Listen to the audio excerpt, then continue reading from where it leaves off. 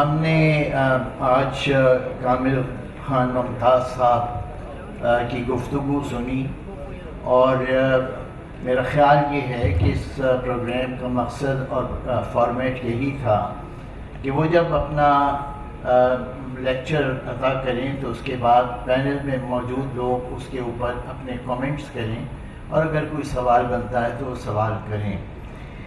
میں اسی ذہن کے ساتھ یہاں حاضر ہوا ہوں۔ کامل صاحب کی ایک گفتگو کل رات کو میں نے حبیب یونیورسٹی کے کانوکیشن میں سنی، اور میں اس کے سحر میں پوری رات مبتلا رہا۔ ایسا نہیں تھا کہ وہ ساری باتیں میرے لیے قابل قبول تھیں، انسان کریٹیکل تھنکنگ کرتا ہے، بہت ساری باتیں وہ تعاقب کرتی رہیں اور میں رات بھر ان کے بارے میں غور کرتا رہا۔ ابھی کامل صاحب نے پھر اپنا ایک بہت بھرپور نقطۂ نظر پیش کیا ہے۔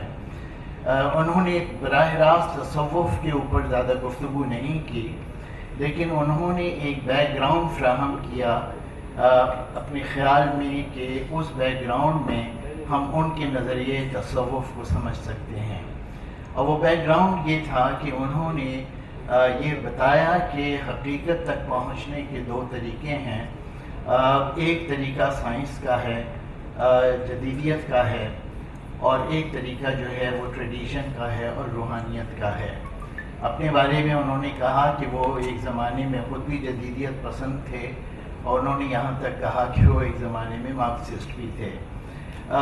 اتفاق ایسا ہے کہ میں یہ سمجھتا ہوں کہ کاش وہ اب بھی جدیدیت ہی کے نقطۂ نظر سے اور مارکسزم ہی کے نقطۂ نظر سے صورتحال کو دیکھ کے تو بہت ساری باتیں جو الجھن کا سبب اب بنی ہیں ان کے لیے بھی اور ہمارے لیے بھی وہ نہ بنتی۔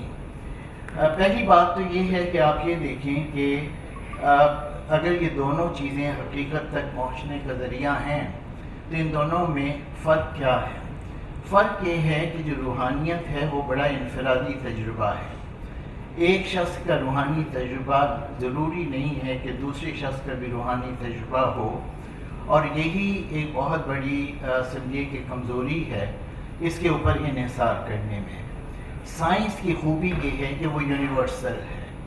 سائنس جس چیز کو کہتی ہے اس کو ثابت بھی کرتی ہے، اور وہ چیز دنیا کے ہر خطے میں ثابت کی جا سکتی ہے، ہر زمانے میں ثابت کی جا سکتی ہے، اور اگر ثابت نہ ہو تو سائنس اس کو رد کر دیتی ہے اور ایک اور حقیقت تک پہنچنے کا ایک اور راز تلاش کرنے میں منہمک ہو جاتی ہے۔ دوسری اہم بات یہ کہ کامل صاحب نے یہ بھی فرمایا کہ حقیقت تک پہنچنے کا گر یہ ہے کہ انسان حقیقت کا حصہ بن جائے، جس چیز کی تلاش وہ کر رہا ہے وہ اس چیز کا حصہ بن جائے۔ بظاہر ہی بالکل صحیح بات ہے۔ ایک دوسرے مفہوم میں فیض صاحب نے بھی یہ بات کی تھی کہ کس طرح ناظر جو ہے وہ منظر کا حصہ بن سکتا ہے، لیکن اگر یہ روحانی تجربہ جو ہے اس کو اور آپ فردر انیلائز کریں تو آپ یہ دیکھیں گے کہ اس تجربے کی کمزوری یہ ہے کہ کوئی روحانیت پسند جو ہے یا روحانیت کے ذریعے سے سائنس کی حقیقت واضح نہیں کر سکتا، لیکن سائنس بہت آسانی سے روحانیت کے تجربے کو ایکسپلین کر سکتی ہے، اس کی وضاحت کر سکتی ہے۔ اب اس ساری گفتگو کے بعد ہم اگر صوفیزم کی طرف آتے ہیں تو میں بہت ادب کے ساتھ اپنے پینل کے بہت سارے ساتھیوں سے اختلاف کروں گا۔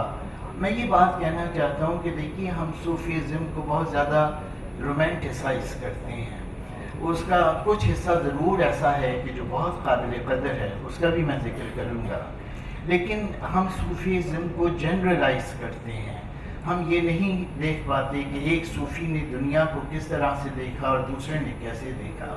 وہ بھی صوفی تھے، اور ڈاکٹر ریاض الاسلام نے صوفیزم ان ساؤتھ ایشیا میں بڑی وضاحت سے اس کی بھی مثالیں دی ہیں۔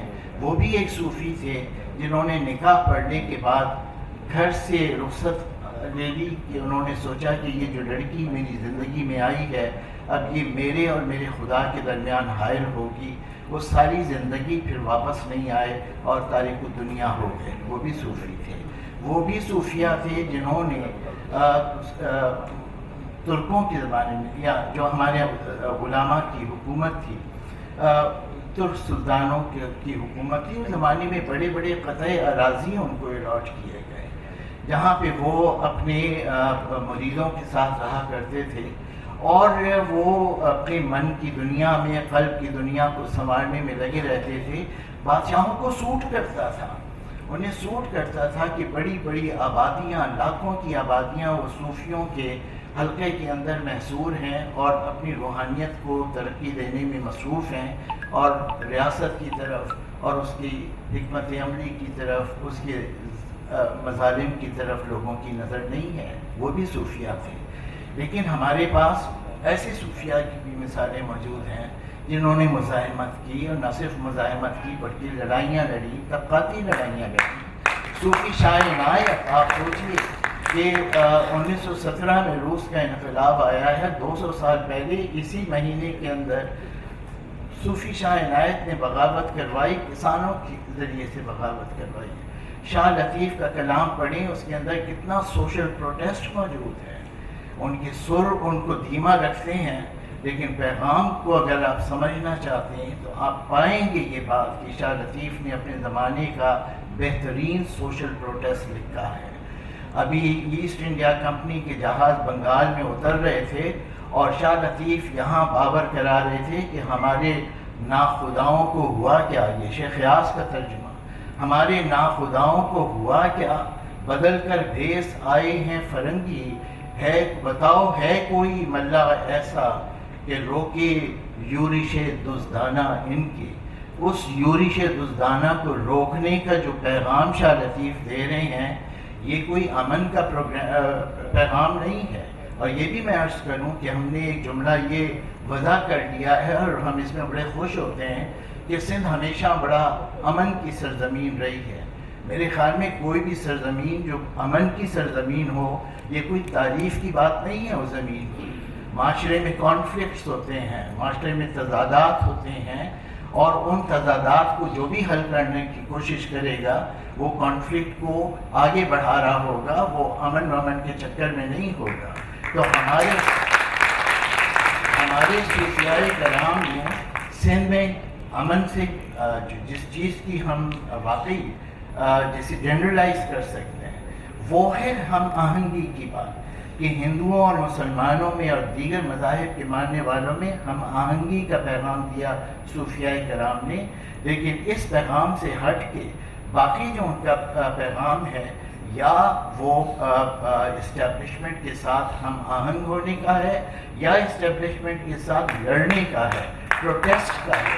تو میرا خیال یہ کہ ہمیں صوفیزم کے بارے میں بھی کرٹیکل ہو کے سوچنا چاہیے، اور ان صوفیوں کو ہم اپنا رہنما سمجھ سکتے ہیں جنہوں نے سوشل پروٹیسٹ میں حصہ لیا، جنہوں نے کانفلکٹ کے معاشرے کے اندر جو پایا گیا اس میں ان قوتوں کا ساتھ دیا جو معاشرے کو آگے لے جانا چاہتی ہیں، اور جو معاشرے کو اسی جگہ پہ روکنا چاہتی تھیں، جمود چاہتی تھیں۔ ہم ان کی، اور خواہ وہ صوفیاء کرام کی طرف سے وہ تائید ہو، ہم اس کی تائید نہیں کر سکتے۔ شکریہ۔